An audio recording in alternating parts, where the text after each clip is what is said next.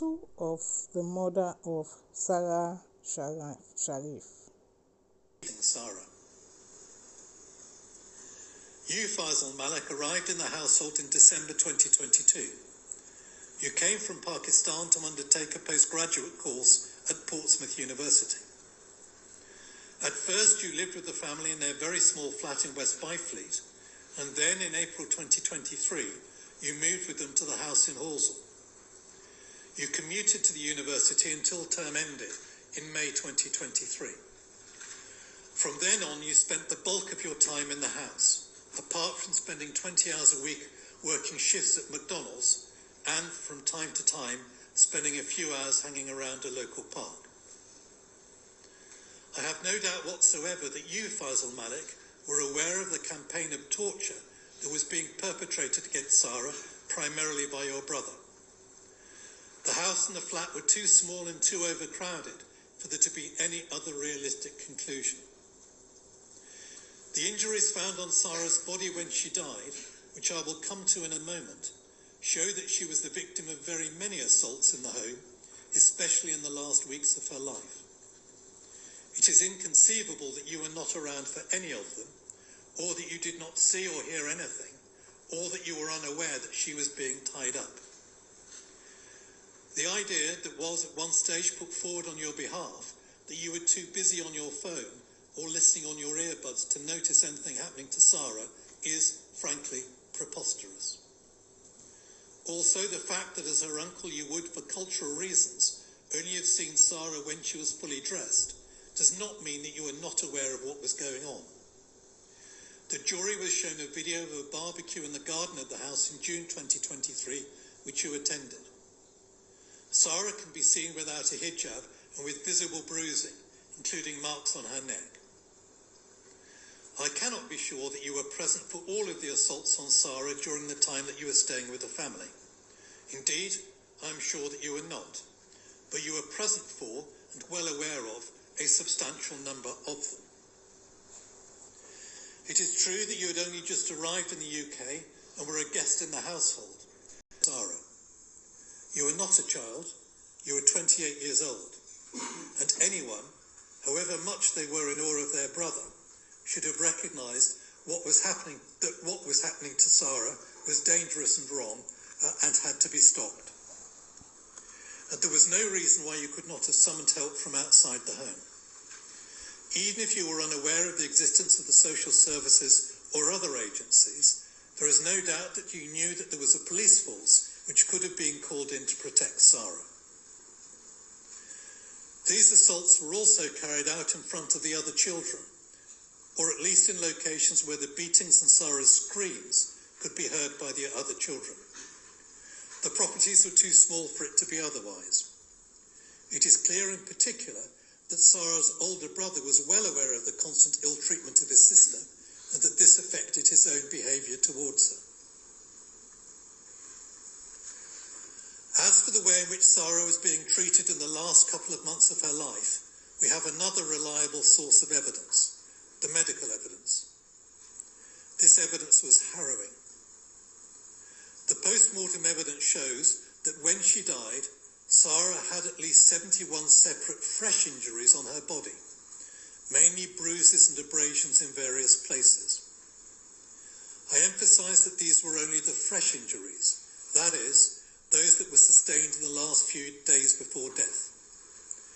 Dr. Carey, the pathologist, said that he also found marks of older injuries which are not included in the 71. I have no doubt that still more injuries will have healed and will have left no mark. SARA had been beaten on her head, her face, her chest, her abdomen, and on each of her arms and legs. Some of the marks were consistent with restraints being used, in other words, with SARA being tied up. Many of these injuries had tramline markings, which show that she had been beaten with an elongated object. You, Irfan Sharif, have admitted to beating SARA on a number of occasions with a metal pole, part of a high chair. The pole was found at the property after SARA's death. You also admitted to beating SARA with a cricket bat, which was also found at the property. At one stage you admitted to doing this multiple times, but then you changed your evidence, would only admit to doing so once. I have no doubt that in fact this was a regular occurrence, at least towards the end. You also admitted to hitting her on the head with a mobile phone. In addition to the 71 fresh injuries, the medical experts found a total of 25 separate fractures to the bones in Sarah's body. These included a fractured collarbone, 2 fractured shoulder blades, fractured ribs, a fractured humerus, 11 separate fractures to her spinal column, and fractures to bones in both of her hands.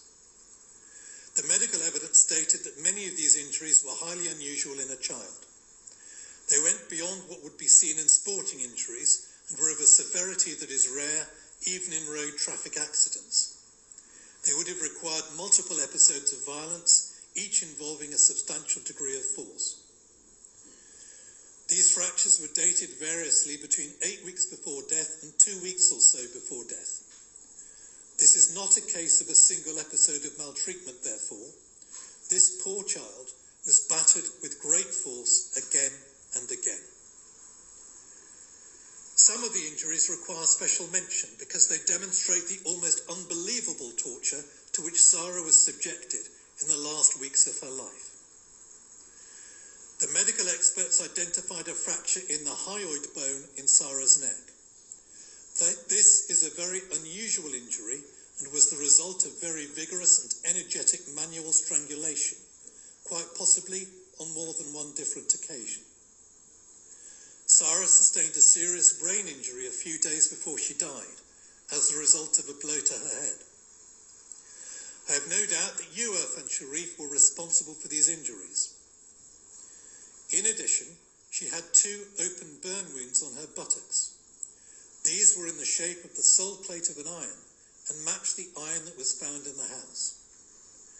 These wounds had undoubtedly been caused by Sarah's buttocks being pressed for several seconds against the hot plate of the iron, no doubt as a punishment. This would have required 2 people to carry out, one to hold Sarah down and the other to press Sarah against the iron. I am sure that you, Irfan Sharif, and you, Benash Batul, jointly inflicted this injury. One of the most disturbing features of this whole case is that the burns expert, Dr. Martin, said that this injury was sustained at least 2 weeks and more likely 2 to 6 weeks before death. He said that it would have been very painful.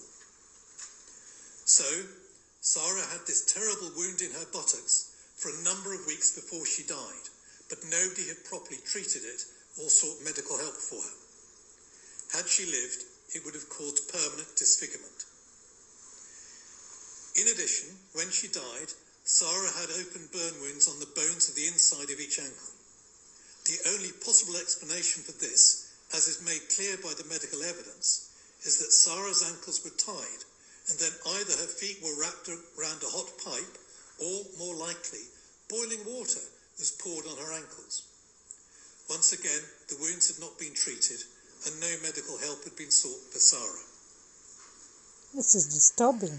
The post-mortem investigation showed that Sarah had 6 bite marks on her body. 5 of them were on her left arm and 1 was on the inside of her left thigh. The marks were made by an adult. You, Irfan Sharif and Faisal Malik, and Sarah's older brother, each provided teeth impressions and each was excluded from being responsible for the tooth marks. You, Benash Batul, declined to give a tooth impression, and the only possible inference is that it was you who made these bite marks. Though the bite marks were not in themselves fatal injuries, the fact that you were prepared to assault Sarah in this way provides an insight into the extent to which you were complicit in and comfortable with the abuse that Sarah was suffering. But the medical and forensic evidence does not stop there. It is absolutely clear that in the last few weeks of her life, Sarah was tied up. She was trussed up with masking tape and with skipping rope. Even worse, she was hooded. Plastic bags were put over her head, which were then held in place with masking tape and a hole was ripped in the plastic bag through which she could breathe. SARA's DNA and hair were found on the masking tape and in one of the hoods. This treatment of a 10-year-old child is nothing short of gruesome. It is hard to imagine how terrifying it must have been for SARA, especially as the treatment was at the hands of her own parents. It gets worse.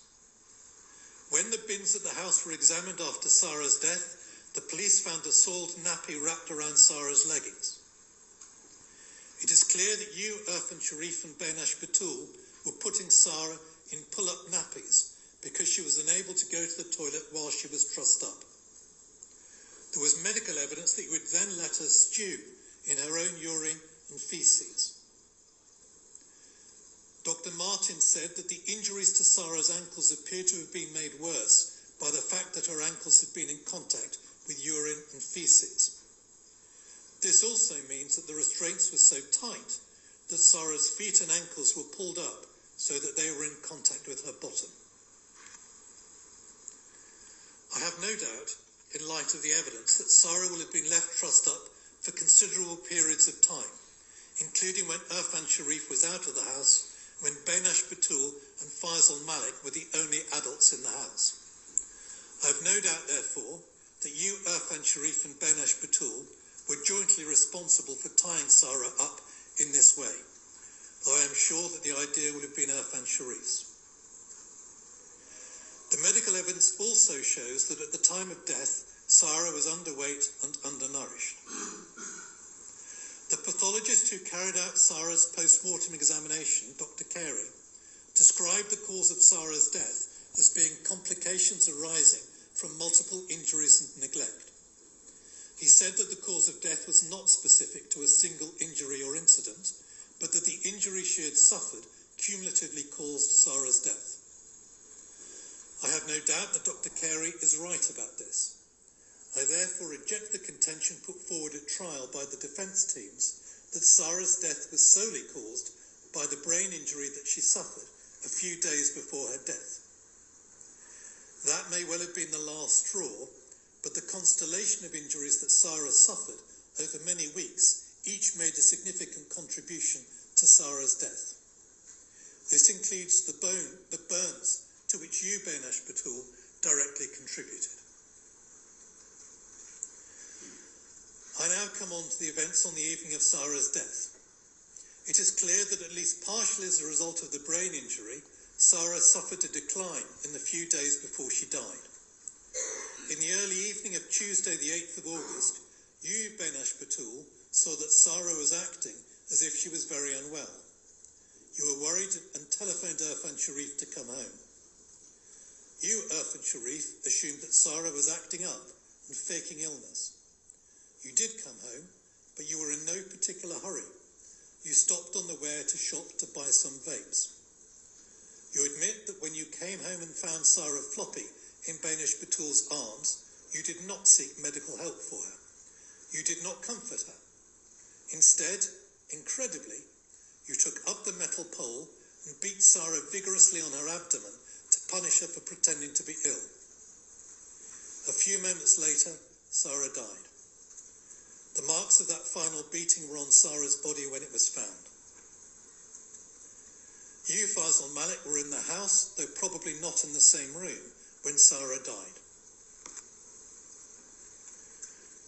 The steps that the three of you took immediately after SARA's death were quite extraordinary. You did not call the police or an ambulance. Instead, you immediately sprang into action to protect yourselves by taking steps to flee to Pakistan with a view to abandoning SARA's body in the house. Within less than an hour of SARA's death, you were on the phone to a travel agent to arrange for flights to Pakistan for the rest of the family.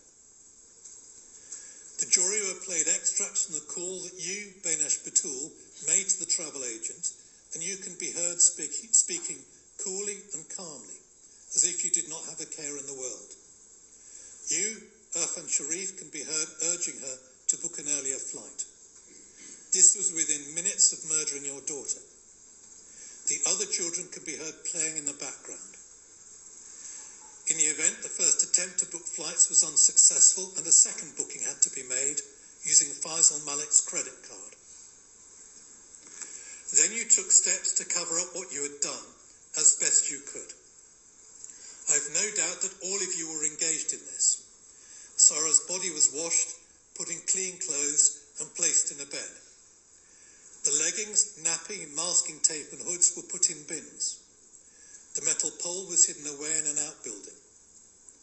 I have no doubt that you, Faisal Malik, were involved in this because your McDonald's uniform was found partly in and partly next to the bins, alongside the other items.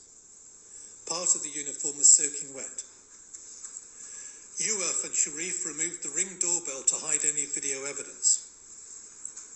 There is some evidence to suggest that a pressure washer may have been used to clean Sarah's body in the backyard of the house, but I cannot be sure of this. You, Irfan Sharif, left a note on Sarah's body saying, "Whoever sees this note, it's me, Irfan Sharif, who killed my daughter by beating. I am running away because I'm scared, but I promise that I will hand over myself and take punishment." Most of this was true, but the promise was not, as you've done everything you could since the date of Sarah's death to avoid punishment for your crime. The following morning, the three of you took all of the remaining children and drove to Heathrow Airport. You stopped on the way, Benash Batul and Irfan Sharif, to withdraw substantial sums of money in cash from your bank accounts. You then flew to Pakistan. You had no concerns for your other children. You took them away from their friends and relatives in England and the only place they'd ever lived because you were seeking to escape justice. You have taken no steps to assist in their return to the UK and they are still in Pakistan. The twins have been deprived of the specialist educational support that was arranged for them in the UK.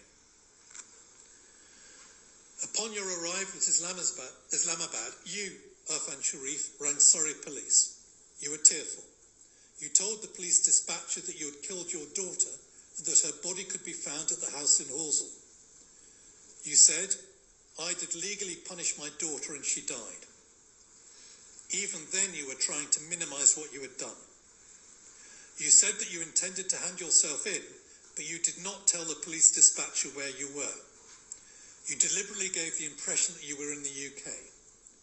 You lied and said that you were calling from your son's car. You all then went into hiding in Pakistan. There is no extradition treaty between the UK and Pakistan.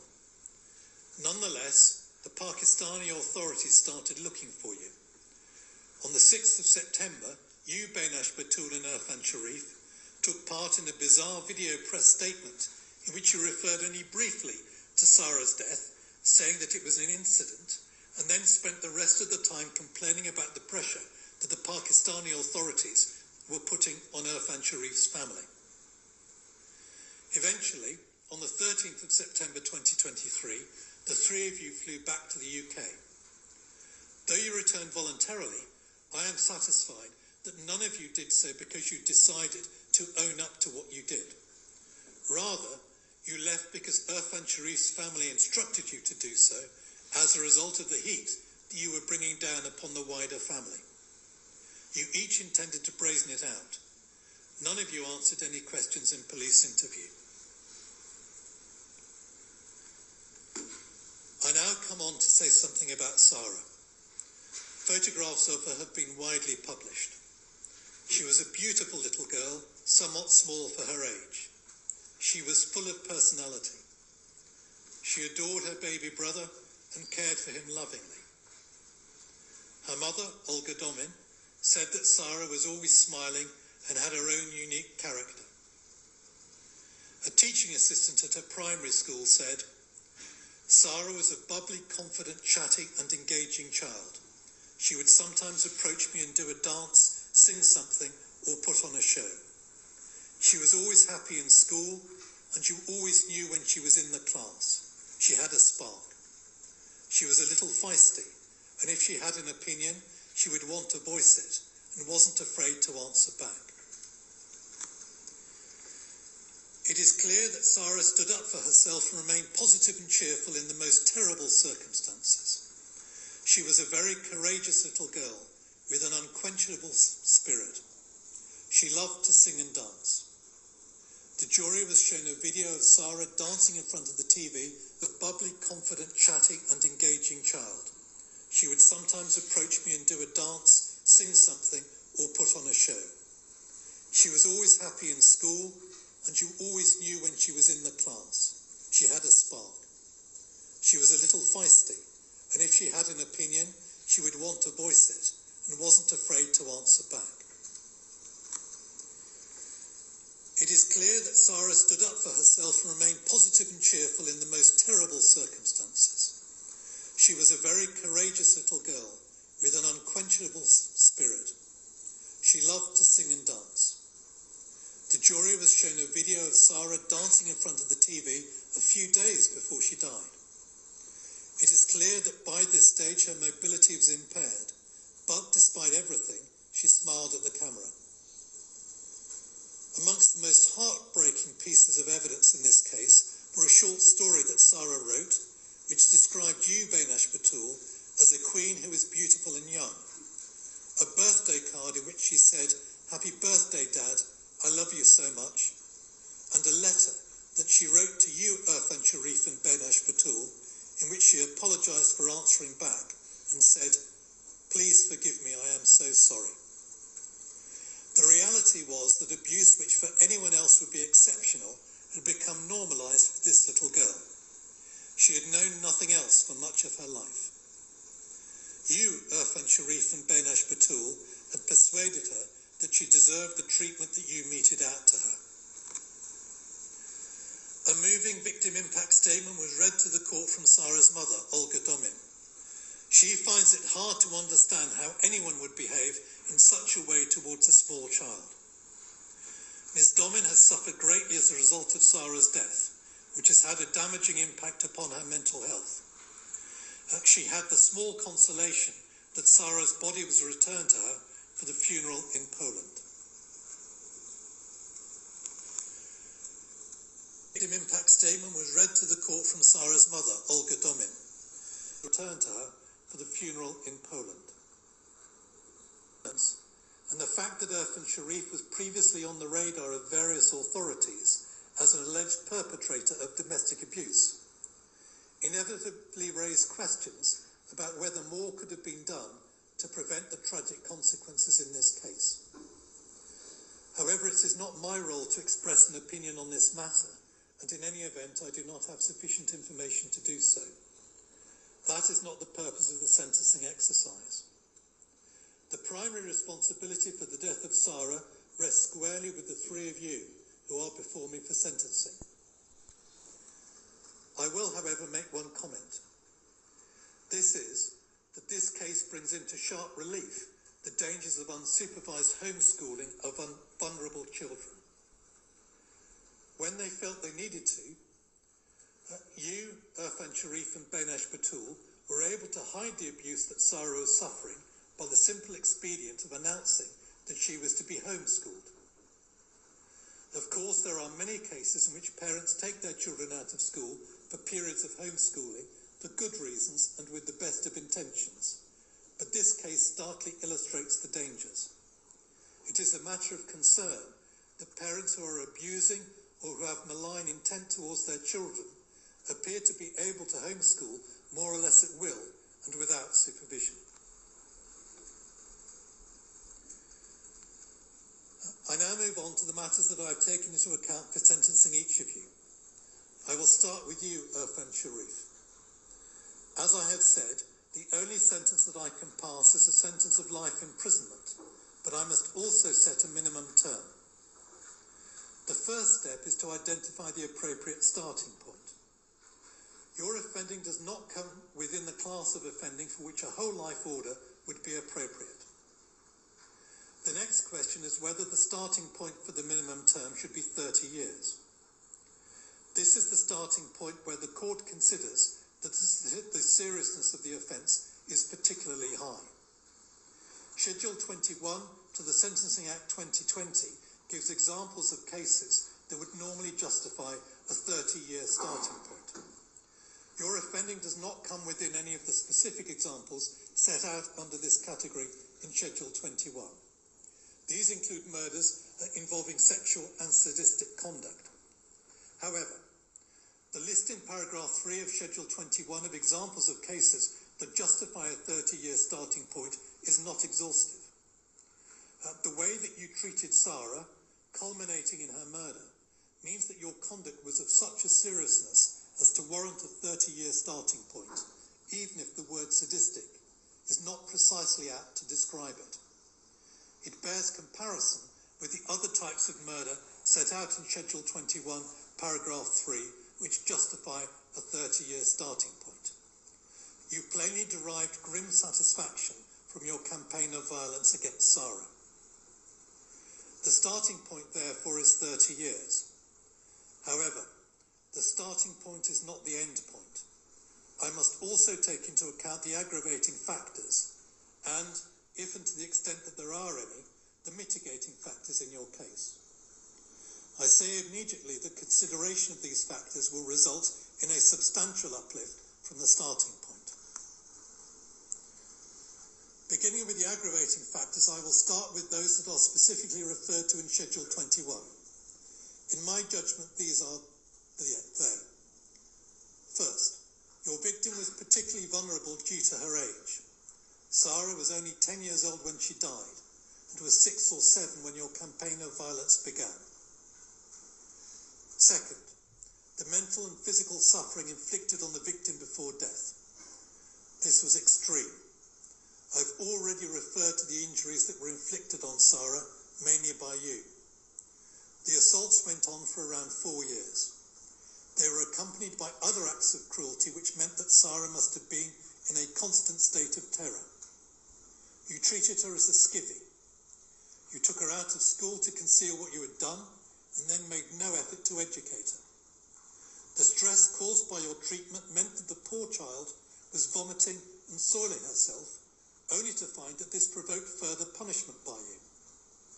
In the last few weeks, Sarah was tied up, was even hooded, by a grotesque combination of parcel tape, rope, and a plastic bag. Sarah was tied up, was even hooded, by a grotesque combination of parcel tape, rope, and a plastic bag. She was not even allowed to go to the toilet, but was put in pull-up nappies and was left to wallow in her own urine and feces. The torture got worse. She was burned with an iron and boiling water was poured on her ankles.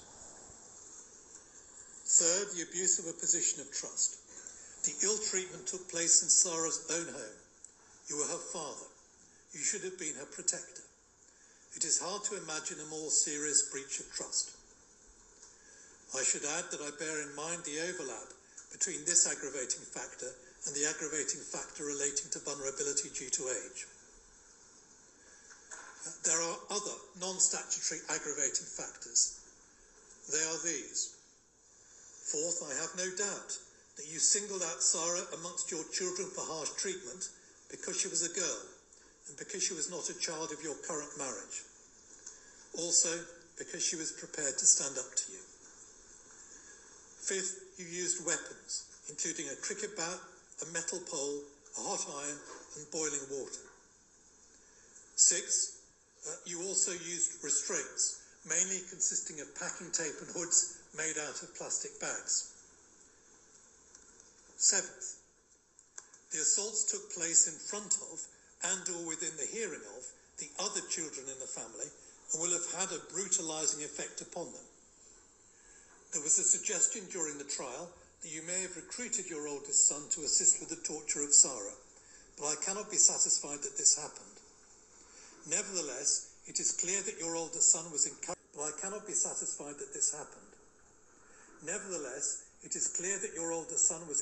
to bully Sarah because you made clear to him that she was inferior to him.